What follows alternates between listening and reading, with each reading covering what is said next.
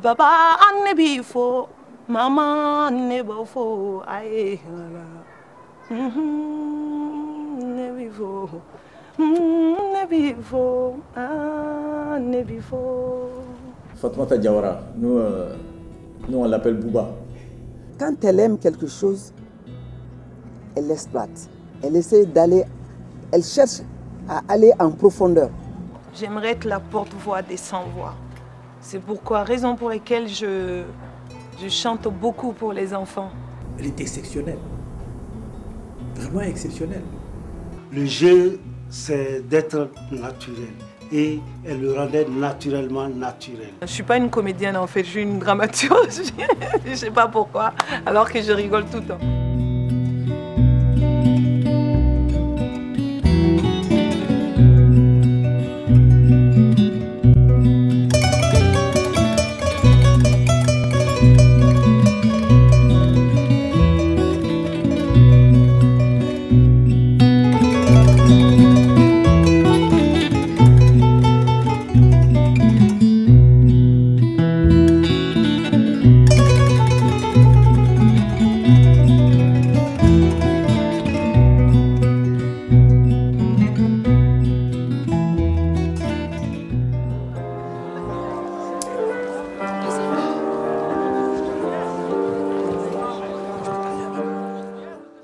On a été invités, toutes ces femmes qui sont en train de se battre en amont, en attendant d'avoir assez de financement pour réaliser leurs rêves, sont là ce soir. Moi je suis Fatoumata Diawara, comédienne, chanteuse un peu, je chante un peu, danseuse un peu aussi, j'aime danser, malienne et aujourd'hui africaine. Parce que je n'ai plus de frontières avec mon art, j'ai compris qu'en fait, ça n'existe pas les frontières. Les artistes ont décidé que les frontières n'existaient plus. Et je suis dans cet état d'esprit, donc je suis africaine et vivant entre la France, le Mali et le Burkina depuis 2 ans maintenant. J'avoue que je n'ai pas fait une école de cinéma, mais j'ai eu la chance de rencontrer des réalisateurs qui ont cru en moi, dont mon premier film qui est Tafefanga, un film d'Adama Drabo. Ce rôle, j'étais tellement contente de le faire qu'au final, j'ai eu la chance voilà, de continuer avec Cheikh Omar Sissoko en jouant le rôle d'Ina. Dina dans la genèse avec Sotigi Kouyaté et Balamoussa. Donc on cherchait le rôle de Dina. On a cherché partout où il y avait un groupe de théâtre. Et on a même cherché dans les quartiers des filles qui ressembleraient à cette fille-là. Un jour, c'est sa tante qui est comédienne, Djenaba Diawara. Donc quand je l'ai vue un jour, j'ai dit, mais tiens, mais cette fille-là, mais tu peux nous amener, on va... Puis on était désespérés. Chaque fois, même disait que non, c'est pas la peine. Donc, ce jour-là, on l'a amenée ici, au centre ici.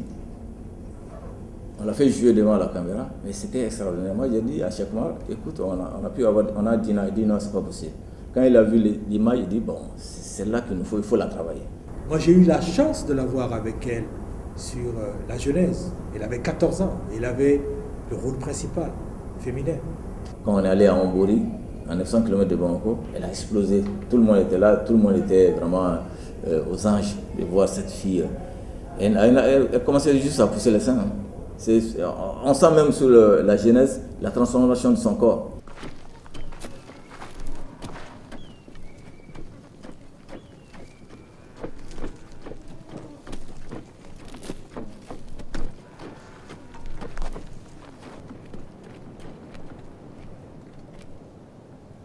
Sikem. Et Sikem.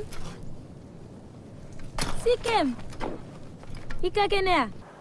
Dans la genèse, j'ai le premier rôle féminin et je joue le rôle de Dina, la fille qui fout le bordel dans tout, entre les clans.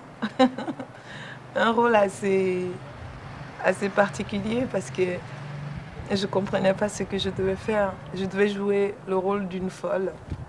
Une fille qui se fait violer par un autre clan et par la suite on tue son mari et après elle devient folle. Donc je rigole tout le temps, je me jette par terre, la fille complètement perturbée. Ça m'allait bien parce que j'ai une part de folie en moi. Amor, idem là.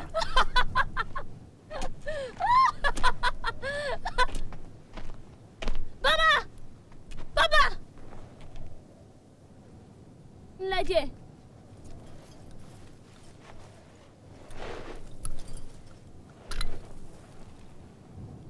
Sini su sanga lasigi.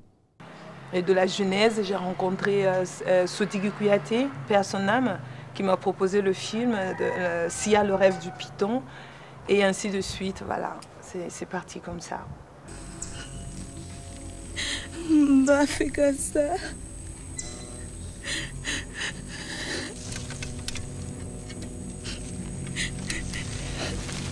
Alatoko!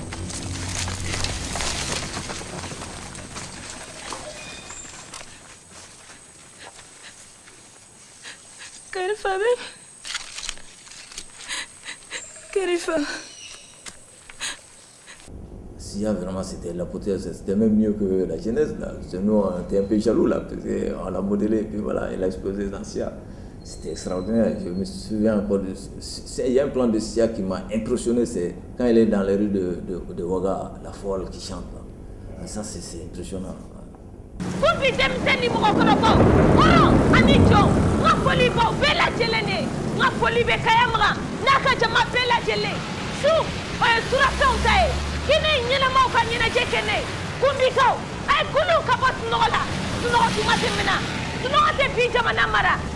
Nyani bala mogoti kana ko jugula maga mogoti kana ko jugula maga nyani bala mogoti kana ko jugula maga mogoti kana ko jugula maga. Et Sia, le rêve du python, ouais, je redeviens folle encore à la fin du film, après que Karifa soit tuée. Et quand Karifa disparaît, Sia redevient folle, entre guillemets. Mais en fait, c'est pas la folie visible, c'est la folie de quelqu'un qui dit la vérité. Abada!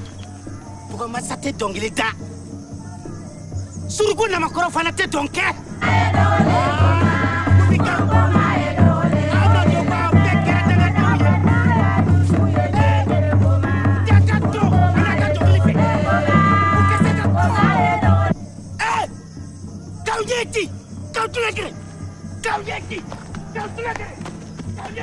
Tombouctou, le film d'Abdraman Sissako, un rôle de rebelle aussi, où voilà une chanteuse qui décide de chanter alors que c'était plus possible de chanter dans une ville, enfin à Tombouctou, quand il y a eu la présence des extrémistes. Donc c'est un personnage aussi un peu engagé.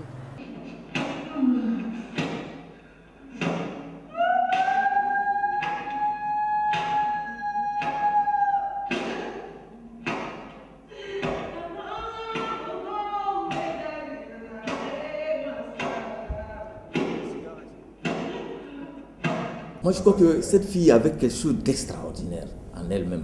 Et il suffisait seulement de la libérer. Bon, notre rôle a été de la libérer, de la mettre en confiance par nos différentes répétitions ici. Et puis quand elle s'est trouvée sur le tout petit, elle n'avait pas froid aux yeux, elle était très éveillée. Hein. Elle était très éveillée, et, bon, très polie, mais très éveillée. Donc quand elle s'est trouvée en face de Sotigui, de Balamsa, tout de suite, c'est-à-dire, il y a eu l'éclosion, quoi. La fleur s'est épanouie, quoi. Et dans le théâtre, voilà, il y a eu Karaba la sorcière, que j'ai joué pendant 3 ans en comédie musicale. Ça, c'est un personnage assez fort aussi. C'est une femme très forte et qui est abîmée par ses douleurs. On la traite de sorcière, moi, comme Karifa. Mais en fait, ce n'est pas une sorcière. C'est une femme qui juste souffre. Quand tu souffres, naturellement, tu vas éjecter ta souffrance aux gens qui sont en face de toi. Tu es aigri quand tu souffres. Tu ne peux pas sourire quand tu vas mal à l'intérieur. Fatoumata s'est aidée elle-même. Fatoumata s'est battue pour se faire un caractère un avenir, pour se construire un avenir. Elle était venue, elle a quitté Abidjan pour venir chez elle, être une nourrice comme ça, et puis elle se perdait un peu dans les histoires de showbiz là, tu vois, donc les parents ont voulu qu'elle vienne se ressaisir ici, qu'on l'amène à l'école, tout ça là. En Côte d'Ivoire, un moment c'était trop, donc ils m'envoient au Mali, j'arrive chez ma tante, je fais Sia, c'est celle qui joue le rôle de ma mère dans le film Sia d'ailleurs. Et donc ils m'ont beaucoup protégée. Et à un moment, après Sia, il y a eu trop de propositions de films, des scénarios qui tombaient et tout machin. Et ils ont eu peur.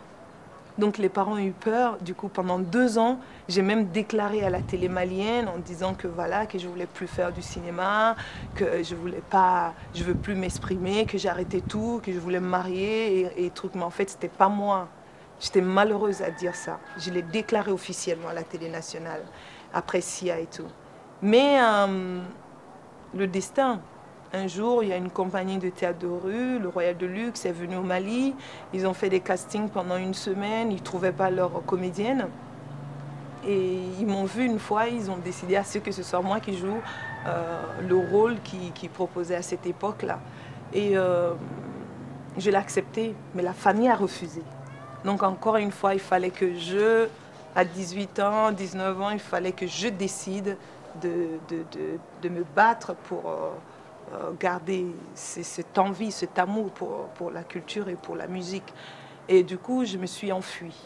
J'ai quitté ma famille un soir à 23 h, partir pendant 5-6 ans sans donner de nouvelles.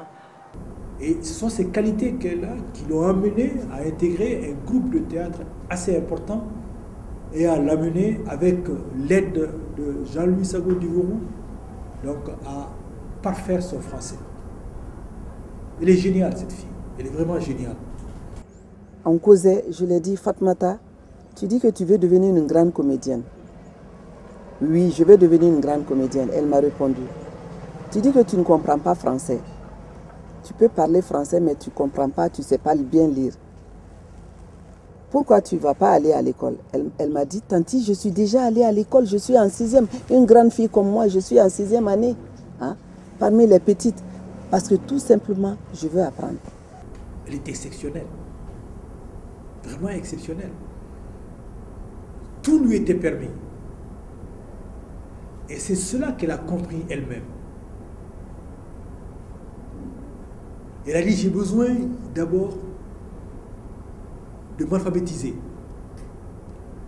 d'apprendre à lire, à écrire et à parler français. Mon parcours scolaire est très différent de ce qu'on peut imaginer. C'est que moi, j'ai tout raté à l'école. Jamais aimé l'école. En Côte d'Ivoire, comme je disais, je ne voulais pas aller à l'école, donc j'étais tout le temps malade, couchée à la maison. Donc j'ai appris à cette époque-là ce que je devais apprendre. J'avais une facilité d'apprendre, mais je n'aimais pas. Donc j'ai été un peu à l'école là-bas, après j'ai été au Mali, un peu aussi. Mais comme j'ai commencé à faire du cinéma à l'âge de 14 ans, 15 ans, j'avoue que cela a joué beaucoup. Il fallait choisir en fait. Justement, c'est pourquoi la famille avait choisi un moment que j'arrête, à l'âge de 18 ans, que j'arrête le cinéma, le théâtre, parce que je faisais des pubs aussi à la télé, pour que je puisse me consacrer à mes études. Mais justement, j'ai arrêté très tôt les études. J'ai voulu apprendre la vie sur le tas, quoi. Le voyage, voilà, me consacrer à l'art et apprendre d'autres choses que l'école intellectuelle.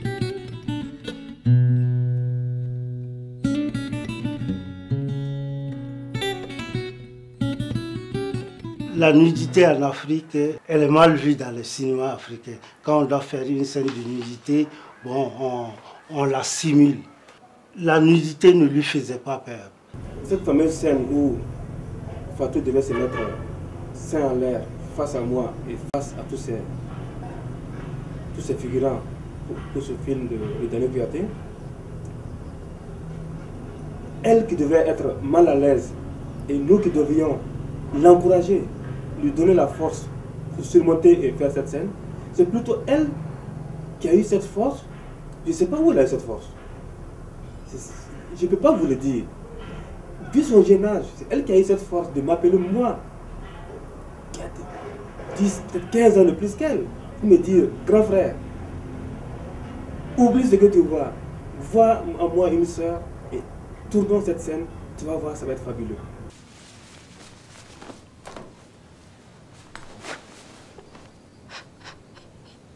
Sia. Kaya makan Sara.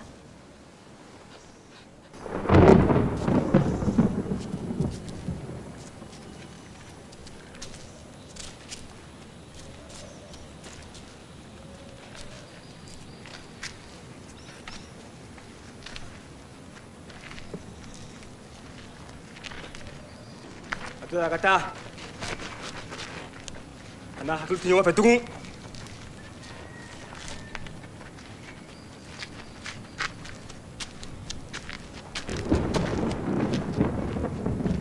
Les nudités dans les films africains, j'ai l'impression qu'à un moment, ça a été un mouvement pour se dire, pour s'émanciper.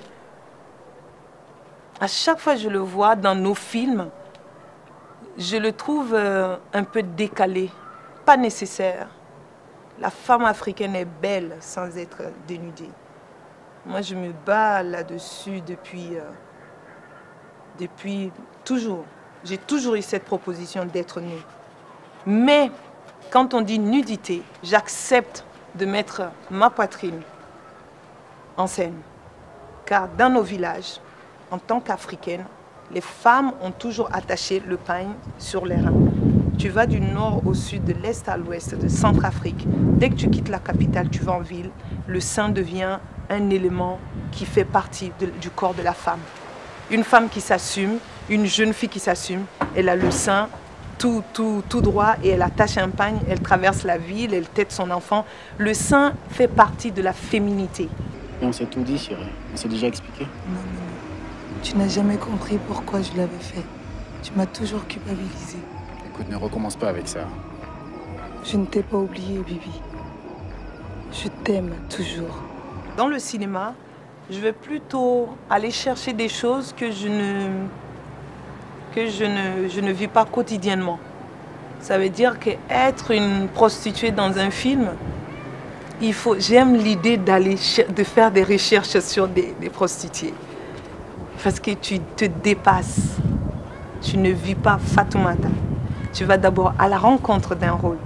Tu l'étudies, tu essayes de comprendre des choses et par la suite, tu fais un avec ce personnage. Donc tu rajoutes à ton âme un monde qui n'existait pas avant. Donc chaque rôle, en fait, est comme, moi je dis, un don. J'adore le cinéma pour cela. J'ai une amie en France qui m'a appelé pour demander est-ce que vous connaissez Fatoumata Diawara? Pourquoi ne pas faire un film où elle chante? Tu dis qu'elle est comédienne. Nous, on ne sait pas qu'elle est comédienne. C'est une danseuse magnifique, c'était une chanteuse extraordinaire, une très bonne comédienne.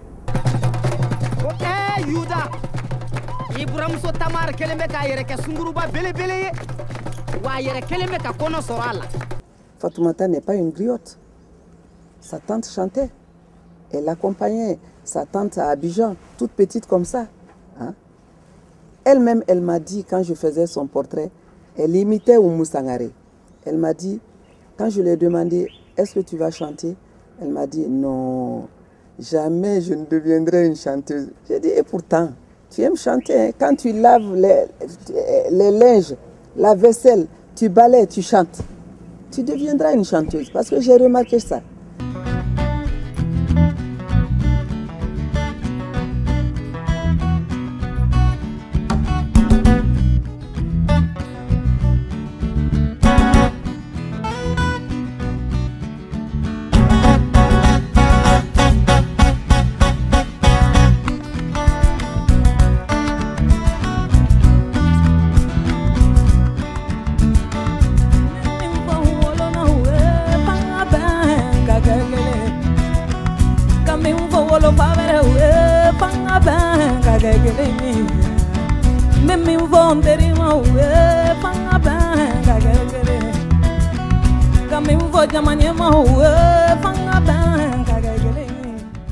Ils sont d'une région qui s'appelle le Wassoulou. Bougouni, le Wassoulou, ça c'est là-bas, c'est la région de Oumou Sangaré, tout ça là.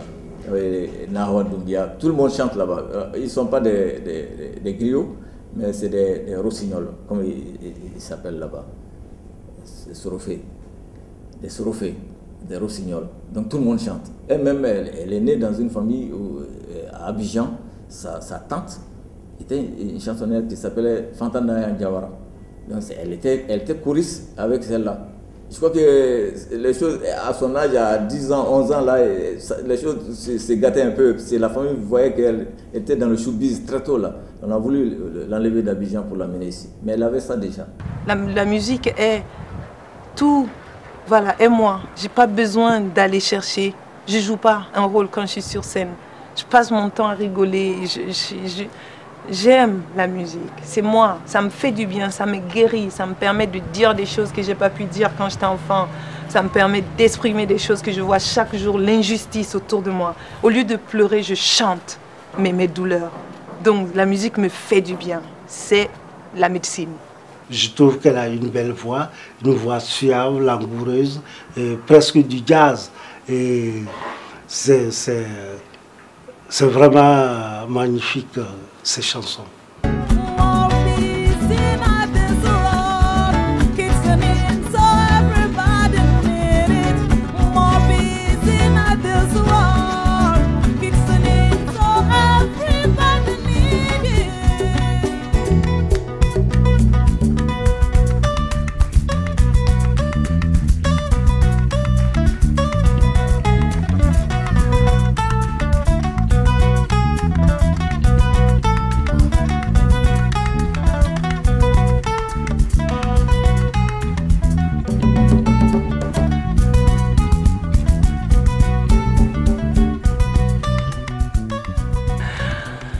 Entre la musique et le cinéma, ce que j'aime les deux. J'aime les deux à partir du moment que je peux m'exprimer. La danse, la musique, le cinéma. Ce sont des éléments, ce sont des enfants de l'art. Ils sont tous frères et sœurs. Ils sont tous de la même famille, même nom. Et il est difficile de choisir ses enfants. Je ne peux pas diviser l'art de l'art. Je les aime tous. Vas-y, dis des choses. Dis des choses. Viens, viens. Dans tous ces agissements, on sent l'altruisme, on sent l'amour. On sent quelqu'un qui, en tout cas, essaie d'agir toujours pour le meilleur, pour les autres. Mais une observation, elle n'a pas le sens de la mesure aussi. Elle est un peu cinglée. Mais ça fait partie du métier d'artiste. On est tous un peu plus ou moins cinglés. Autant je peux rester très linéaire et tout ça, un peu lunatique, insomnolé, cool et tout. Mais dès que j'ai un truc dans la tête, il faut que je le fasse. Et difficile de m'arrêter. Ça, par contre, les hommes qui sont avec moi le savent. Au début, ils discutaient, mais tu discutes, je te vire et je prends quelqu'un qui me suit quand je décide. La dernière fois que je l'ai vue, malgré vraiment tout le talent qu'elle avait, elle a pris son temps. S'il y avait plein de journalistes, elle a enlevé tous les micros, elle est venue à moi pour me saluer humblement. Cette humilité, elle est très humble, Fatou. Elle est d'une humilité impressionnante. Ce que j'ai retenu d'elle, elle était très attentive, calme. Elle n'était pas bavarde sur le plateau comme on en a l'habitude de voir. Quand j'ai remarqué le bon caractère qu'elle avait, elle était si douce, très respectable. J'ai dit, Fatoumata, si tu continues comme ça, tu iras loin. Je vais chanter une chanson sur mes parents, peut-être. Ko ane bufo, ae ne bufo, ae